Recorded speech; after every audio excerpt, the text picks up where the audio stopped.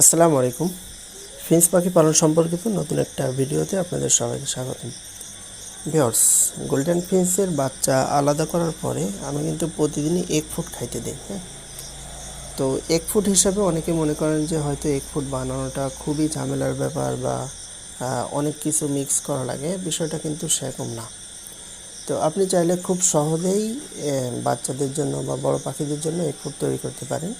তো যেহেতু আমি প্রতিদিন দিই, তো এই জন্য আমি এখানে একটা ডিম সিদ্ধ করি, ডিমটা কুচি করি, আর বাজার থেকে আমি গাজর কিনে নিয়ে এসে রাখি। তো গাজরটা কুচি করে দিই, আর এর ভিতরে কাউনি চালটা দিই। মাত্র 3টা উপকরণ দিয়ে আমি আলহামদুলিল্লাহ খুব সুন্দরভাবে পাখিদের এগ ফুড তৈরি করি। তো মাঝে মাঝে আরও অন্যান্য সামগ্রীও ব্যবহার করি, কিন্তু আমি খুব শর্টকাটে এইটাই আর কি ব্যবহার করি। তো আলহামদুলিল্লাহ দেখেন আমার পাখির বাচ্চাগুলো খুবই সুন্দরভাবে খাচ্ছে।